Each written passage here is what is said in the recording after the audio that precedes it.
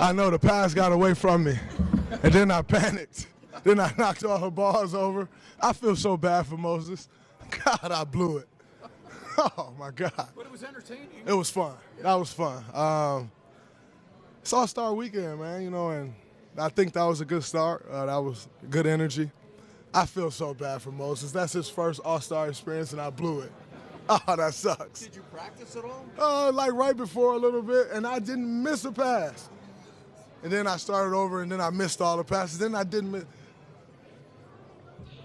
I might do it next year now. I'm salty. Oh, now you got to come back. I'm salty. And so from injury, Moses actually said he didn't need you to show up out there. He just worried people about you showing up in the playoffs. He knows that's when he needs you. What do you have to say to that? I think, you know, I like to show up in those moments, but I wanted that moment for him. That was fun, though.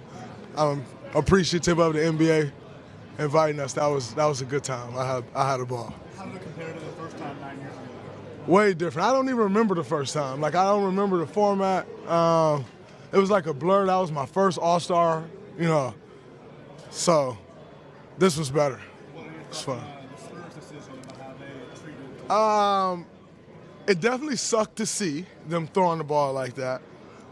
But what I will say is Wemby walked around the court asking everybody, like, so, because they said, make 1 or 3 attempts. And Wemby said, oh. So I could just get all 3 of them up there. And they was like, yeah. So he asked. Now, he may not have asked the right people. But I will say, in Wemby's defense, he did ask a lot of people. I heard him ask maybe 5 or 6 people, like, so you sure I could just throw the ball?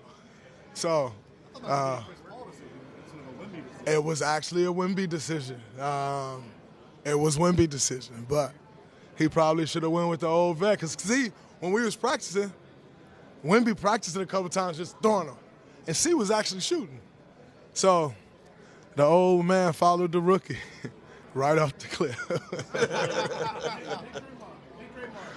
All-Star Weekend in LA a couple of years back, you made it a purpose to go spend time with the kids at the Children's Hospital. This week, you were at this elementary school spending time with the kids, giving them some advice. Why is that important to you? Well, you know, when you have the opportunity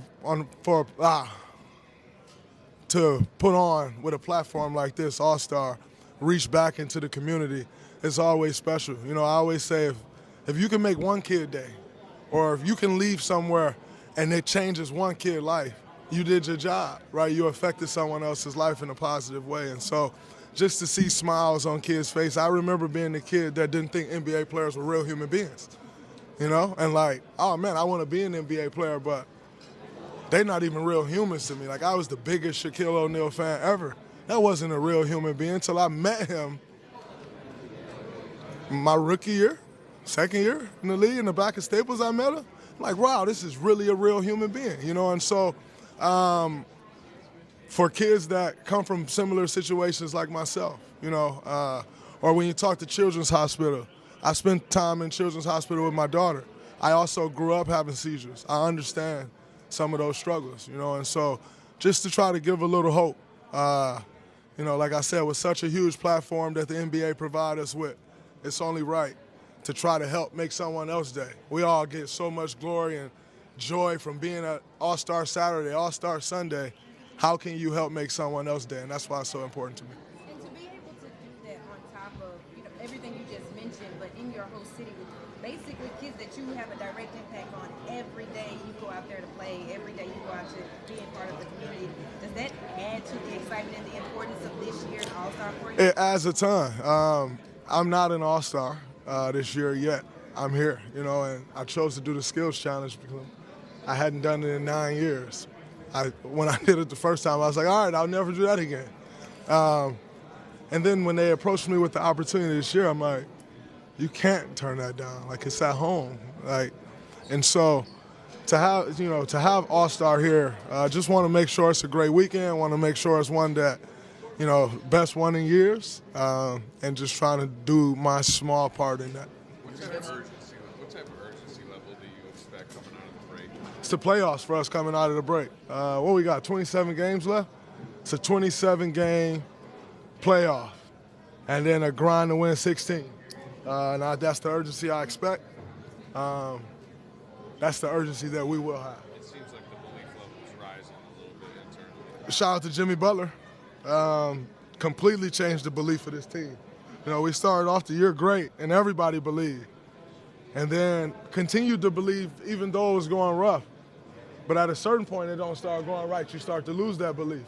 And we did. And it's like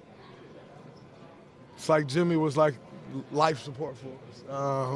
You know, just came and injected a bunch of energy, a bunch of belief into this group because of the leader that he is, because of the talent player that he is, because of the guy and dog that he is. And, you know, like I told the guys, we can all fall in line.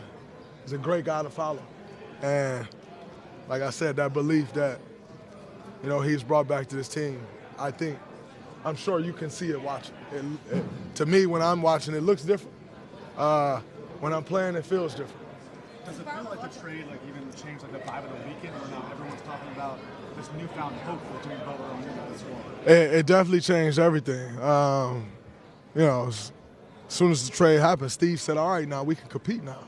Like this is big. Like this gives us a chance." And everybody believed that. And I said, I think it's showing. We played 4 games together. It'll continue to get better, but.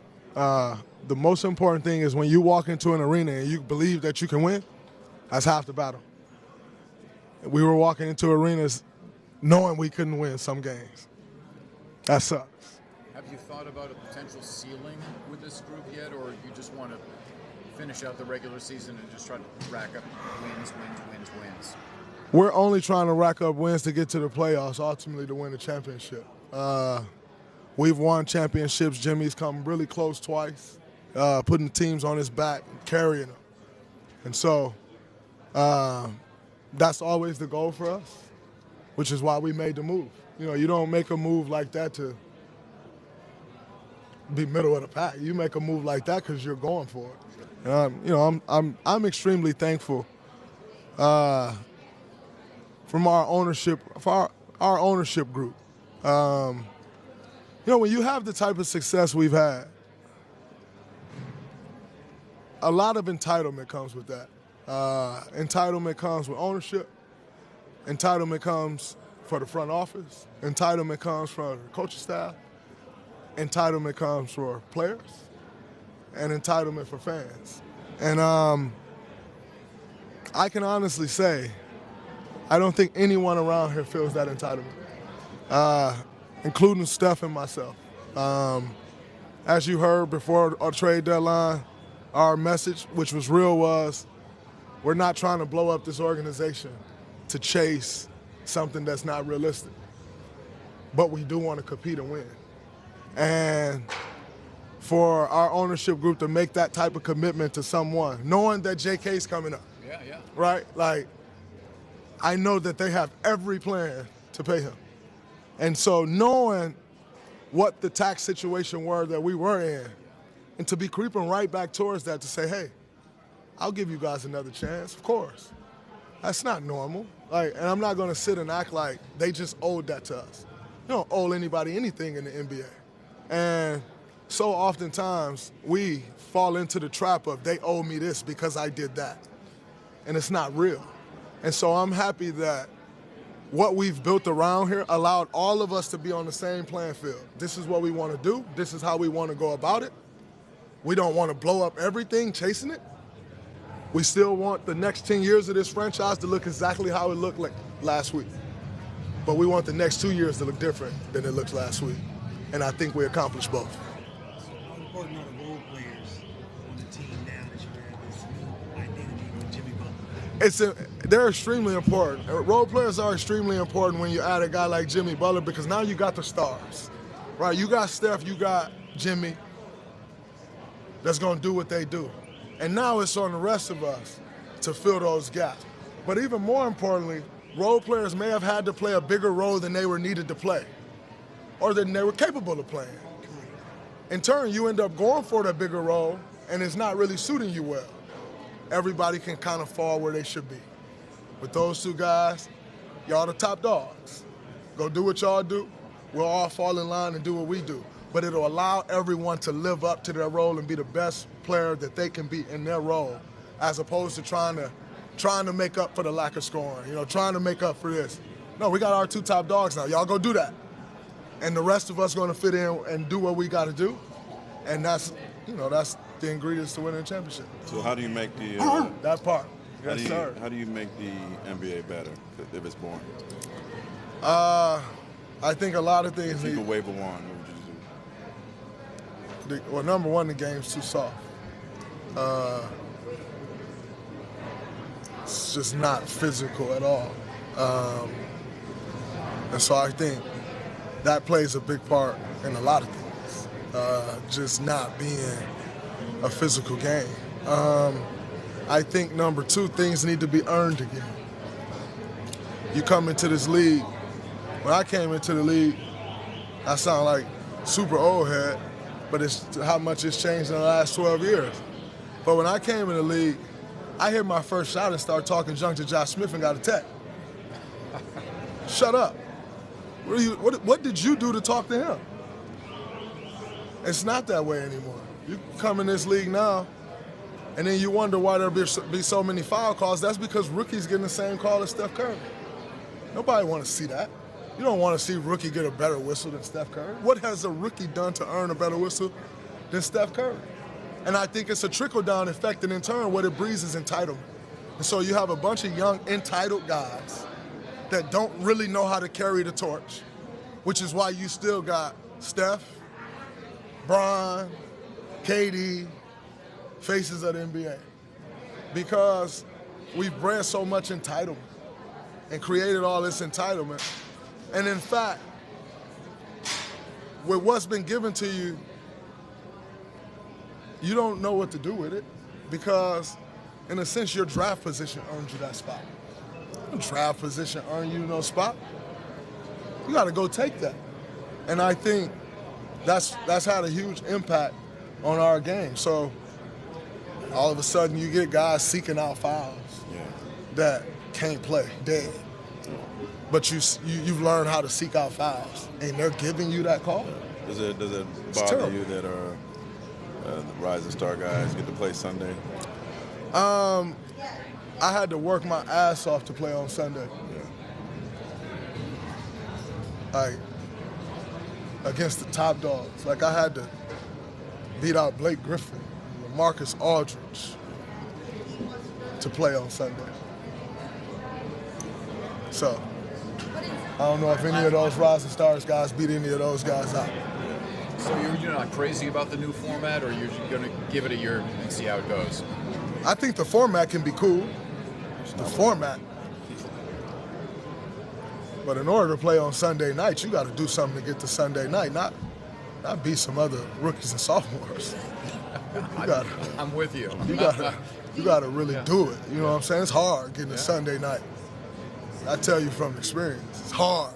Do you think playing against the I don't know if I quite agree with that one. But I do respect all the efforts that Adam swing for the fences. He don't give a shit. He's going to swing, and if he misses, he'll try something else next year. And I respect that because that's the only way you grow. And so I respect the optimism. Like, we're going to try this. We're going to try that next year. Like, he's always ahead of things. And I always respect that. Would it be fair to say you would have liked it better? 1 second, Mark. 1 second. Okay, I'm sorry. Do you think that playing against the All-Stars actually kind of helps to push that theory forward that the young guys need some humbling and they be able to kind of be out there with the older guys? You don't think so? No. No, I don't think so at all. But, I think what these young guys should understand is I've seen a lot of guys make those first and second year teams and then not make it to a second contract. So you should understand that as a young guy. Like, the work that still must go in. Can I ask one question about your YouTube channel and your show? Why is YouTube important to you as an NBA player? YouTube is where all the views at, man. That's where all the kids are. You see everything on YouTube.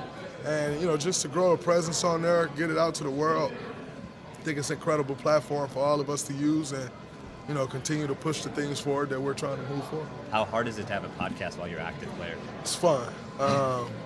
you make time for what's important to you. I enjoy it. I'm no stranger to hard work. I love putting the work in, so I enjoy it. It's fun. And any thoughts on traditional media as we're surrounded by a lot of reporters versus new media? I am traditional media and new media.